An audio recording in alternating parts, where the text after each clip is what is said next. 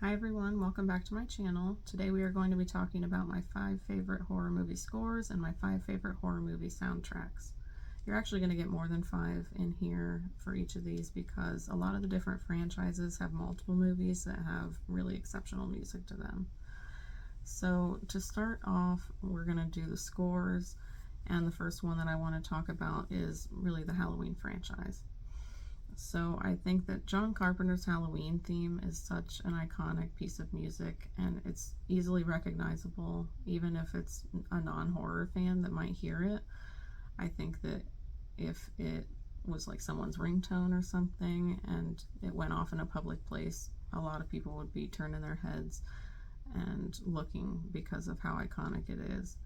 And I think that they'd at least know to be scared if they didn't automatically recognize that it was from Halloween.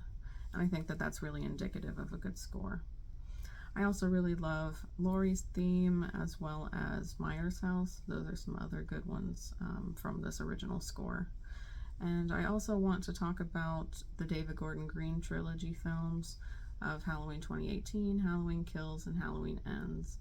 I think that John Carpenter, his son Cody, as well as Daniel Davies just absolutely knocked it out of the park with these 3 scores.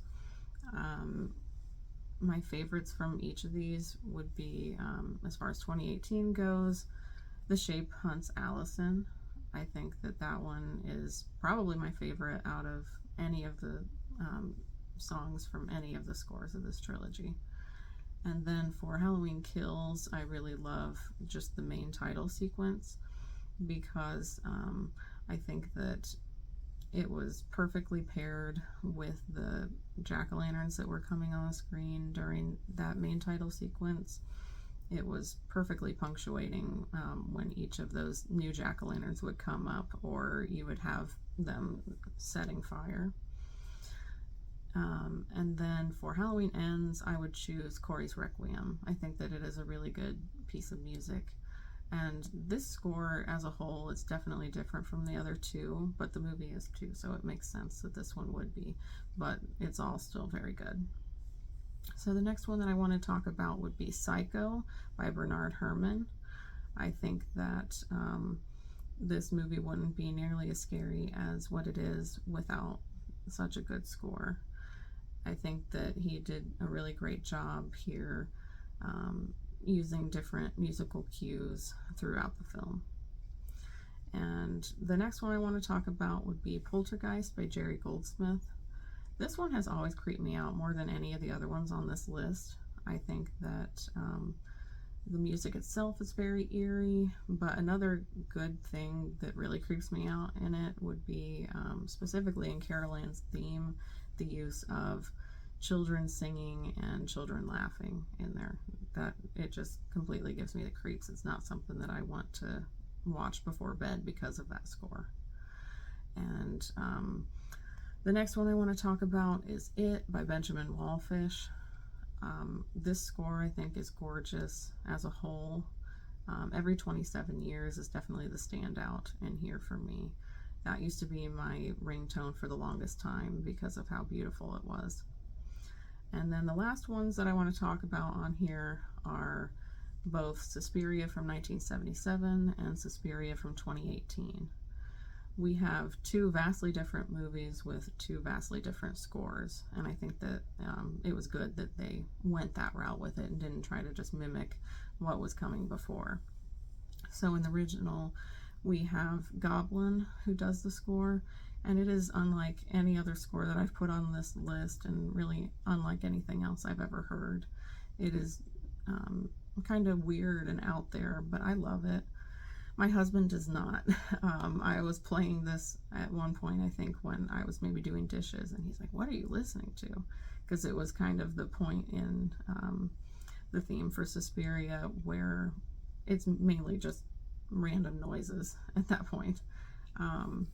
Yeah, so he was not a fan of that one. But then the opposite end of the spectrum, I have Suspiria from 2018. That one is by Thom Yorke from Radiohead, and I think this one is another really beautiful score.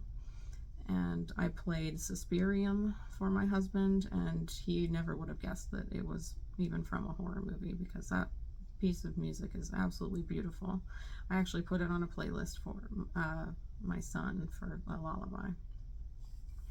So moving on to the soundtracks, I want to start with The Lost Boys.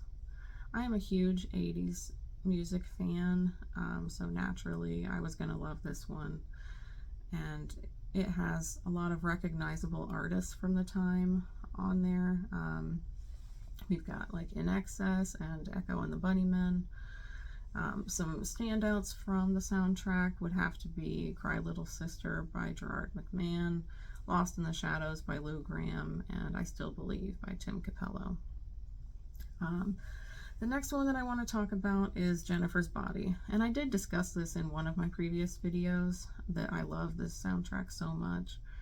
It's definitely the types of bands that I listened to when I was a teenager, more of the emo type of music. And if I'm not listening to 80s music, that's probably the type of thing that I'm listening to.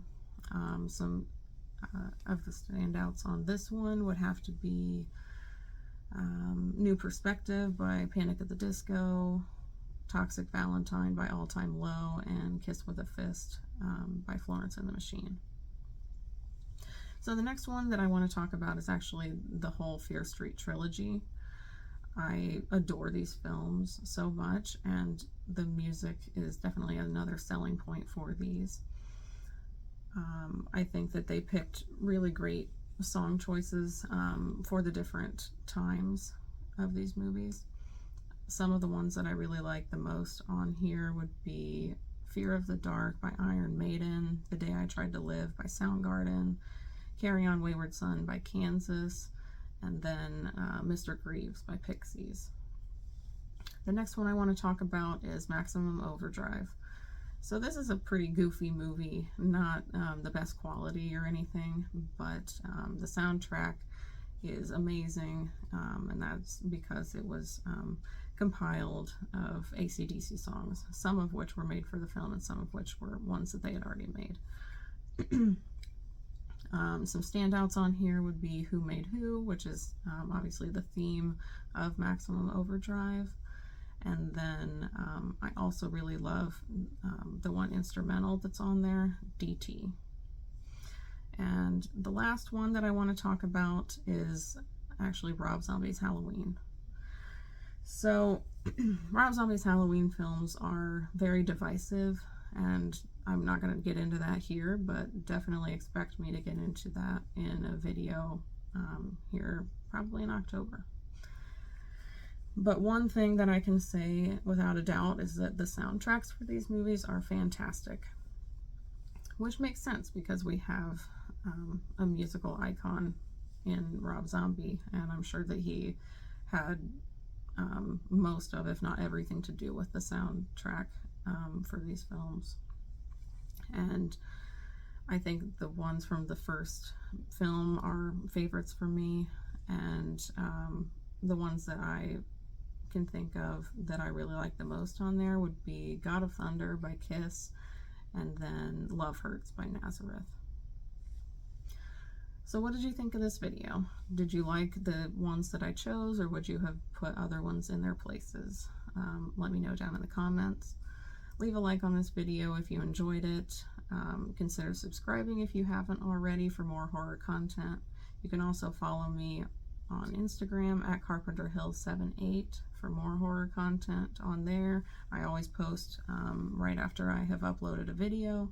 That way, if you don't have notifications turned on YouTube, you can at least see on there that I have put up a new video. I'll also put up some different stories where I talk about just very brief thoughts on other horror movies I've been watching lately. I think that's all I have for you today. My name's Devin. This is Carpenter Hill. Thanks for watching.